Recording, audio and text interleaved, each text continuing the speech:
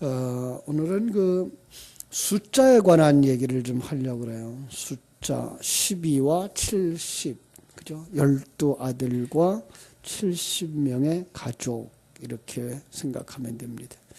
야곱이 이스라엘이 되어서 양식이 풍족한 곳, 그죠? 왕이 있는 곳, 하나님의 나라죠. 양식이 풍족한 곳, 왕이 있는 곳으로 들어갑니다. 이스라엘은 곧 12아들, 즉 아들이 되어서 이제 하나님의 나라를 들어가는 걸 상징하는 것이에요. 그래서 12아들을 강조하고 있는 겁니다.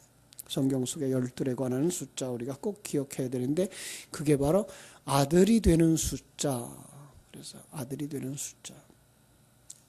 구약에 12아들, 12지파. 또 신약으로 가면 12제자 이렇게 나오죠. 그죠? 그러면서 이제 요한계시록 가면은 그 12자리가 12숫자가 조합을 이루면서 무언가 우리에게 설명해 주고 있는 것을 하나 볼 수가 있고요. 70이라고 하는 숫자는 하나도 잃지 않고 이런 의미예요. 하나도 잃지 않고 다 올라갔다. 그런 의미에서 70이라고 하는 거죠. 숫자 하나는 1, 이거는 단일성을 의미하고 합해진 수예, 하나예요. 결국은 우리는 한 몸 이거 할 때 하나로 돼요. 단일한 것. 둘 그러면 증인의 숫자예요. 두 사람 증인입니다. 그래서 우리가 둘씩 짝지어 보내는 건 그냥 두 사람이 가서 전도해라 이 숫자만이 아니고 증인의 숫자이기 때문에 둘이라는 숫자를 쓰는 거예요.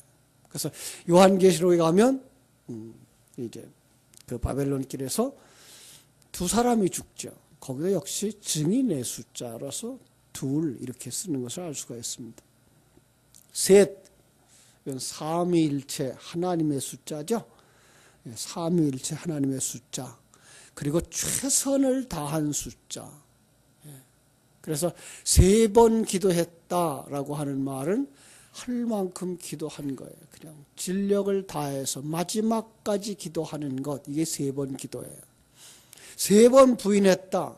철저하게 부인했다. 예. 그런 의미예요. 그래서 3이라고 하는 숫자는 삼위일체 하나님의 숫자에서 그 개념도 있고 최선의 숫자의 개념이 있어요. 넷은요. 세상 수죠. 동서남북. 그래서 4자를 써요.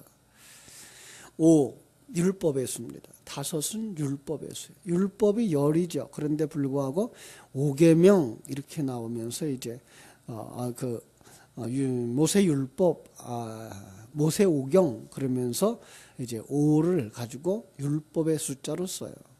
그래서 나중에 이제 5자가 변형되는 것들을 이제 보일 수가 있습니다. 6이라고 하는 숫자는 짐승의 숫자죠. 6이라고 하는 숫자는 짐승의 숫자이면서 3은 창조한 셋째 날, 첫째 날, 둘째 날, 셋째 날, 넷째 날, 다섯째 날, 여섯째 날. 그래서 6일을 합해서 할 때도 역시 짐승 완성의 수로 쓰는 것을 볼 수가 있습니다. 그래서 창조의 수 6이죠. 그래서 이제 우리가 성경 속에서 30배, 60배, 100배 할 때에 그 창조가 완성된 수가 30, 창조가 완성된 수가 60, 그리고 3 곱하기 10, 6 곱하기 10 이렇게 해서 그래서 30, 60, 100 이렇게 나온 거예요. 그래서 열매를 거둘 때 보통 어떻게 거두어요? 좋은 땅에 뿌렸다는 것은 거두어서 뭐예요? 30배, 60배, 100배가 되느니라 라는 말 역시 창조의 완성. 그죠? 그것을 반복해서 30배, 60배, 100배 이렇게 해서 반복하는 건 뭐예요? 반드시 이룬다 강조하고 있는 모습을 우리가 거기서 볼 수가 있어야 되는 거죠. 7이라고 하는 숫자 우리는 잘 알죠. 완전수. 그죠? 7이라고 하는 수는 완전수죠. 8은 새로운 수. 예. 그래서 제8일 안식일 새로운 수예요.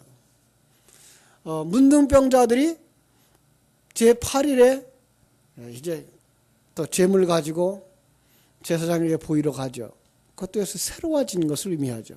할례 역시 제8이라 하죠. 역시 새로운 사람으로 이제 등극되는 날인 것을 알 수가 있습니다. 구는 의미가 없어요. 세상 사람들은 구자 좋아하죠. 그죠? 중국 사람들은 구자 참 좋아해요. 그런데 구자는 성경에 의미가 없어요. 10 완전수, 완성의 수. 그렇죠? 10 완전수, 완성의 수. 완성의 수죠. 완성의 수.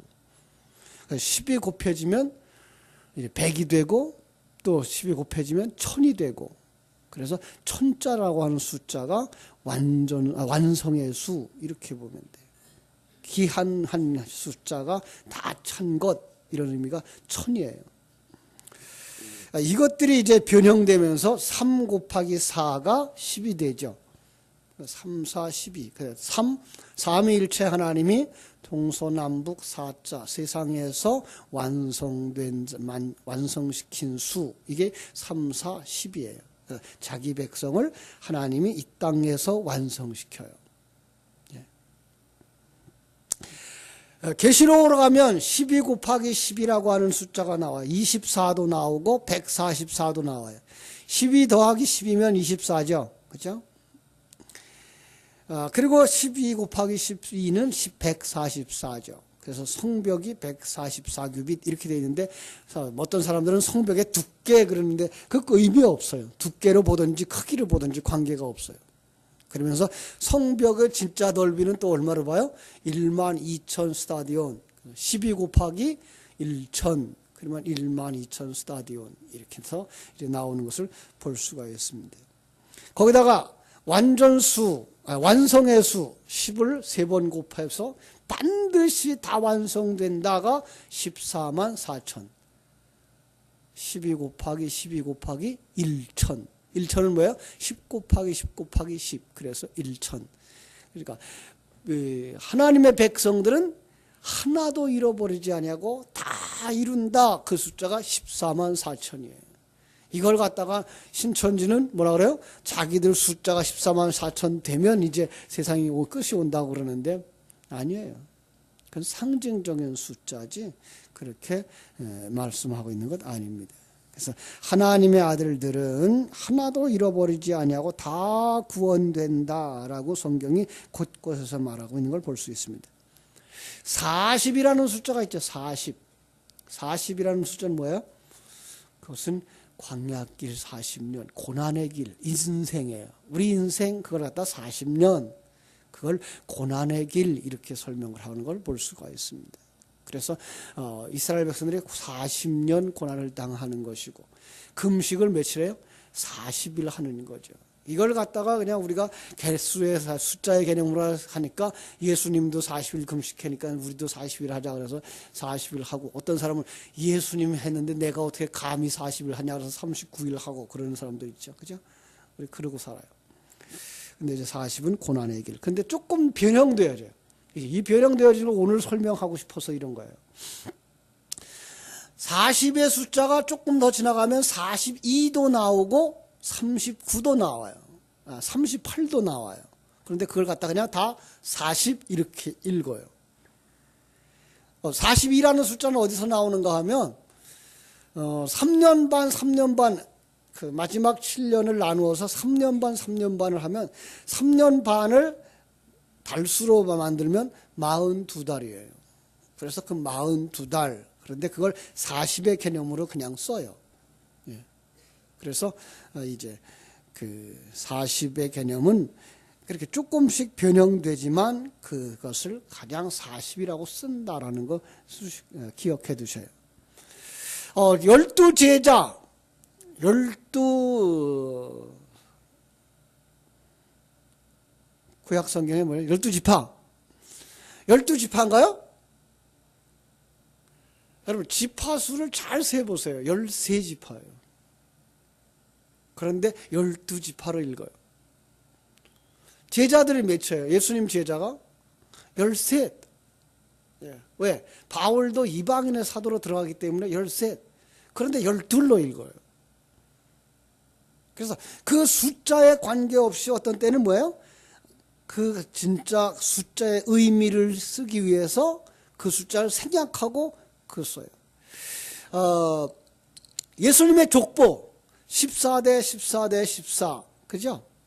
그것도 역시 자세히 세보면 14대가 아니에요. 그리고 그 자세히 더 족보에 파고 들어가서 보면 엄청 많은 숫자인데 그 숫자를 생략하고 14라는 숫자에다 갖다 맞춰요. 왜? 7 더하기 7이 14이기 때문에 7 더하기 7, 7 더하기 7, 7 더하기 7 그래서 7이 6개 나오고 마지막 7에다가 하나님의 백성들을 갖다 넣기 위해서 숫자를 이렇게 생략해서 그 숫자 개념 속으로 가는 걸 볼 수가 있어요. 자, 왜 이렇게 숫자에 대한 얘기를 오래 했느냐? 오늘 야곱이 자기 백성들을 데리고 애굽으로 가는 숫자가 이게 정확하지 않아요. 예. 어디서 보면은 이걸 66명으로 적어요. 예. 숫자 세어보면 66명이에요. 그런데 가서 종합해 놓고는 몇 명이라요? 70명이라 그래요. 이게 문제예요. 그죠? 자, 그래 놓고 이제 출애굽기, 이게 여기서 지금 우리가 숫자를 다 세어보면 역시 이게 숫자가 모자라요. 66명이에요. 그런데 출애굽기 1장 5절이나 신명기 10장 22절에 보면은 가나안 땅에 들어간 자들이 70명이라 그래요. 그리고 사도행전 7장 14절에 보면 또 거기에다가 75명이라 그래요. 그리고 아주 성경이 묘한 것은 한번 생각해 보세요. 유다의 자손들 속에 누가 들어가 있나 보세요. 12절. 유다의 아들 곧 엘과 오난과 셀라와 베레스와 세란이 엘과 오난은 가나안 땅에 죽었고 베레스의 아들은 헤스론과 하몰이다. 자, 여기 엘과 오난과 셀라의 이름이 다 들어갔어요. 그 숫자가. 그들은 광야에서 이미 어디서 죽었어요? 그들은 가나안 땅에서 죽었어요. 그런데 왜 거기에 들어간 숫자에다 넣어놔요? 이것들은 지금 무언가를 상징하고 있는 거고 거기다가 어떤 면에서는 꿰어 맞추기에 70의 숫자를 만들고 있는 거예요. 그래서 어떤 사람들은 그 70이 못 되는 숫자에다가 70을 넣으면서 뭐라고 말하는가 하면 여기는 요셉과 그 두 아들까지 들어갔을 거다. 그리고 야곱까지 넣었어. 그래서 70명이야. 이렇게. 왜냐하면 숫자를 세면 66밖에 안 되는데 70이라 그러니까 거기다가 야곱, 요셉의 두 아들 이렇게 넣어서 70 그래요. 그래 놓고는 사도행전에 가서는 75명이 나와. 이게 또 참. 그래 놓고는 거기다가 75명은 어떤 숫자라고 그러는가 하면 많은 학자들은 얘기하기를 거기다가 요셉과 그리고 요셉의 두 아들 그리고 손자들까지 합쳐서 5명을 넣었을 거다. 이렇게 얘기를 해요. 우린 그 숫자를 정확하게 알 수가 없어요. 그러나 그럼에도 불구하고 왜 이렇게 숫자들을 쓰고 있느냐 하면 정확한 건 하나님이 자기 백성들을 다 데리고 들어간다. 이 얘기를 하고 싶어서 그런 거예요. 그렇습니다. 성경 곳곳에서 우리에게 뭐라고 말씀하죠? 하나님은 자기 백성을 잃어버린다, 안 잃어버린다? 절대로 안 잃어버린다. 그죠? 하나님은 자기 백성을 하나도 잃어버리지 않는다라고 말씀하는 거 꼭 기억하세요. 내가 구원받을까 못 받을까 걱정하시는 분들은 구원받아요. 걱정 안 하는 사람들은 수상해요.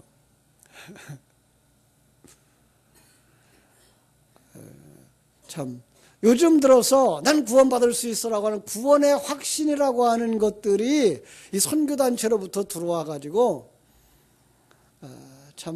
난 구원의 확신이 있어라고 생각하는 많은 사람들이 있어요. 아무도 몰라요. 그런데 자기는 알아요. 왜? 그 말씀과 함께 살고 있는 사람들이 있어요. 그런데 많은 사람들은 그 말씀과 함께 살고 있지 않으면서 난 예수 영접했어. 그래서 나는 하나님의 백성이야. 나는 구원받아. 나는 절대로 구원받아. 라고 얘기하죠. 중국에서도 이제 제가 그 얘기를 쭉 설명했더니 어떤 한 자매가 자기는 구원의 확신이 있대요. 있는 거 좋다고. 그러나 그 삶으로 사라지지 않는다면 다시 한번 자기를 점검해 보라 그랬더니 얼마나 화를 내는지 몰라요. 예, 우리는 그럴 수 있어요. 그러나 분명한 건 뭐예요? 하나님은 자기 백성은 하나도 잃지 아니하시며 우리 속에서 하나님의 선한 일을 시작하시는 일을 뭐 하신다? 반드시 완성하신다라고 말씀하는 것을 알 수 있습니다. 자, 한번 정리를 좀 해볼까요? 야, 여기 보면은요, 숫자들이 이렇게 쭉 펼쳐져 있어가지고 숫자를 잘 알 수는 없어요. 물론 그 숫자를 아는 것이 그렇게 중요하지 않습니다만은 루벤, 그게 뭐예요? 루벤의 역시 아들들이 넷이 나오죠, 그죠? 이제 9절에서 보면 루벤의 아들이 넷이 나와요. 한옥과 발루와 헤스론과 갈미. 시몬의 아들이 누구 몇이죠? 6명이 나와요. 그죠? 시몬의 아들이 6명. 여무엘, 야민과 오핫과 야긴과 스활과 가나안 여인의 아들 사울. 레위의 아들들이 몇이 나오죠? 셋이 나오죠? 게르손, 그핫, 무라리. 유다의 자손 속에서 몇이 나와요? 둘이 나오죠.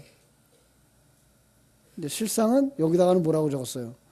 엘과 오난과 셀라와 베레스와 세란이. 엘과 오난은 가나안 땅에서 죽었고 베레스의 아들 헤스론과 하물. 어떤 면에서는 둘만 적어야 되겠죠? 예, 죽었으니까. 그다음에 이사갈의 아들은 몇이에요? 이사갈의 아들은 넷이에요. 돌라와 부와 욥과 시므론. 이게 다 스불론까지 디나까지 다 누구가 낳은 거예요? 레아가 낳은 아들이에요. 레아가 아들을 몇을 낳았어요? 6을 낳고 딸까지 해서 7을 낳았어요. 그래서 스불론의 아들은 세렛과 엘론과 야르엘. 그래서 이제 셋이죠. 그래서 거기까지가 뭐야? 30명, 33명. 그래, 33명. 남자와 여자가 33명.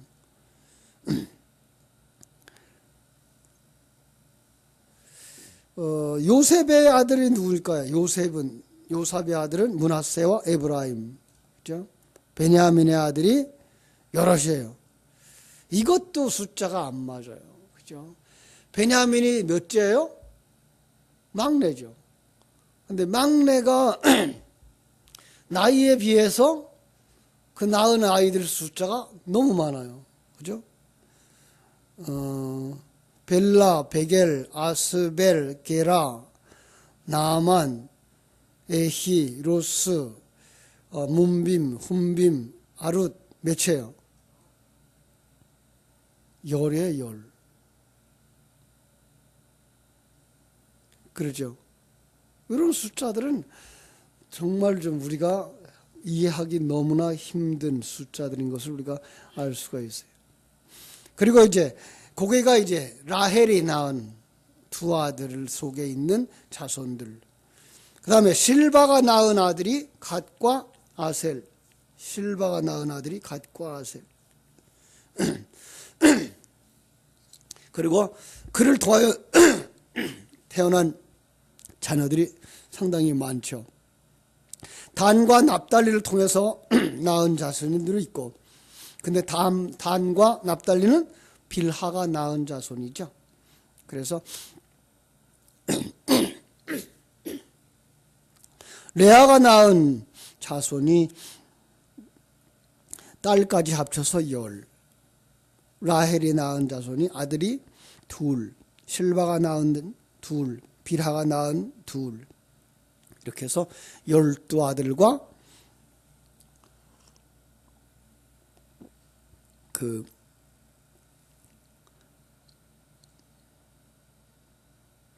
한 딸, 이렇게 우리가 이야기하고 있습니다.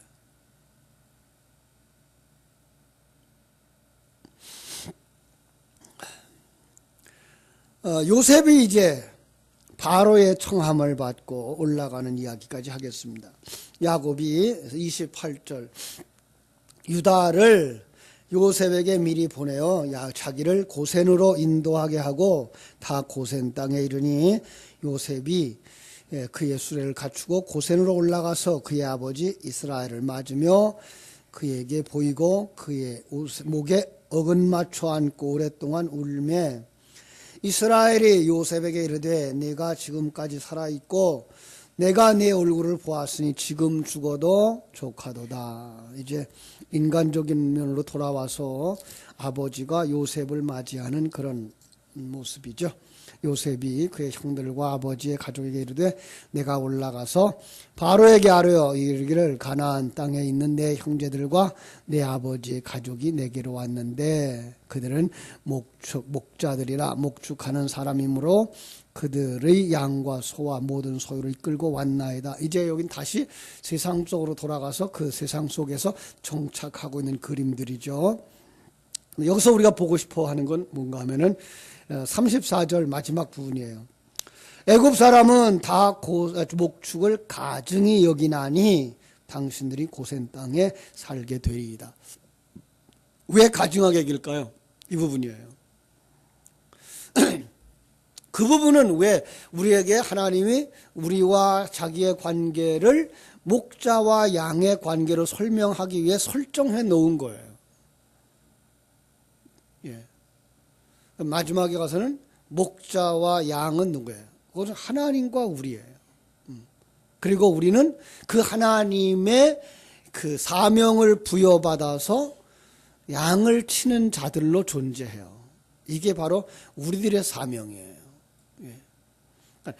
진정한 목자는 예수 그리스도인데 비해서 우리는 예수 그리스도의 사명을 받아서 이 땅에서 양을 치는 자들의 삶을 살아야 되는 것을 하나님의 백성들과 그의 관계들을 이렇게 양치는 것을 설명해 주기 위해서 이방인 사람들은 그걸 싫어했다라고 아예 정하는 거죠. 그래서 어떤 면에서 누구도 자기들의 목자 되는 걸 싫어하는 거예요. 예. 이게가 목자들을 가증히 여기고 싫어했다라는 얘기를 하는 거예요. 예. 우리는 그분이 목자 되셔서 그분이 주인 되어서 그분이 인도하는 것을 다 가요. 예, 그게 순종이죠. 그게 하나님의 영광인데 비해서 불신자들은 자기가 주인 되어서 살아요. 그래서 세상의 법칙은 어린아이들이 빨리 독립해서 그죠? 혼자 살아가는 게 잘하는 거죠. 근데 성경은 하나님 그걸 죄라고 여겨요. 그럼 우리는 이 세상에서 그럼 자녀들 늘 끌어안고 살아야 되는 거예요? 그건 아니에요. 어떤 것을 설명하고 있는 모습이지 우리도 그렇게 살아야 된다라고 하는 얘기는 아니에요. 목축하는 걸 가증히 여겼다 그래서 우리도 목축하는 사람 천하게 여기면 안 돼요. 바로 그런 부분들에서 우리가 오해하지 말고 봐야 될 것이고요. 그래서 요셉이 바로에게 가서 이제 청을 해가지고 고센 땅에 머물게 하죠. 그죠? 그래서 이제 바로가 그들을 위하여서 양칠 곳을 이제 정해 주는데 4절, 47장 4절. 그들이 또 바로에게 구하여 가나안 땅에 기근이 심하여 종들의 양떼를 칠 곳이 없기로 종들이 이곳에 거류하고자 왔사오니 원하건대 종들로 고센 땅에 살게 하소서. 그랬더니 바로가 요셉에게 말하여 이르되 내 아버지와 형들이 네게 왔은즉 애굽 땅이 네 앞에 있으니 땅의 좋은 곳에 내 아버지와 내 형들이 거주하게 하되 그들이 고센 땅에 거주하고 그들 중에 능력 있는 자가 있거든 그들로 내 가축을 관리하게 하라 내 양도 치게 하라 라고 하는 그런 의미에서 이제 여기서는 가축으로 설명되어지면서 나중에 점점 그 가축들은 누구로 양으로 설명되어지는 것을 볼 수가 있습니다. 이게 계시의 점진성이라고 말하는 것이죠. 그렇습니다. 이처럼 오늘 하나님의 백성들은 자기들 위에 항상 목자가 있음을 기억하는 거죠. 우리가 하나 오해하는 것들이 있죠. 그게가 이제 언젠가 우리 또 이렇게 차 타고 가다 보니까 머리에 못 쓰는 거. 고린도 교회에서 이제 머리에 못 쓰라라고 했던 것을 얘기하는데 여자들은 머리에 이제 수건을 쓰게 돼 있죠. 왜 그랬을까요? 여자 교회예요. 항상 기억하라. 내 위에 누가 있다는 것을. 이것이 바로 머리에 무엇을 쓰라고 한 거예요. 예. 남자가 된 자는 뭐예요? 그분과 하나 되었으니까 머리에 뭘 올려놓을 이유가 없어요. 그런데 여자들은 바로 너희들 위에 윗사람, 목자가 있음을 인정하고 고개 숙여라. 그래서 이제 그걸 형식화해서 지금도 천주교회는 쓰고 있는데, 아니에요. 그건 그 문자대로 오해를 해서 그렇지, 바로 의미적 개념은 그런 거예요. 이런 부분에서 우리가 오해하지 말아야 할 습관들이 많습니다. 그래서 우리가 이 속에서, 성경 속에서 구원에 관한 진리, 하나님과 우리와의 관계, 그리고 하나님의 얼마나 크심과 내가 얼마나 옛사람에게 묶여 있으며 세상 속에 묶여 있는가를 보고, 거기서 정말 하나님의 은혜에 따라 완성되어지는 그 길을 걸어갈 수 있어야만 되는 줄 압니다. 그렇습니다. 그래서 우리는 성경 속에서 목자 예수 그리스도를 따라가는 거죠. 그래서 시편 23편에서 분명히 말하죠. 여호와는 나의 목자. 여러분 속에서 그 고백이 일어나게 되기를 주님의 이름으로 축원합니다. 그래야만 사망의 음침한 골짜기를 다닐지라도 해를 두려워하지 않게 되는 것입니다.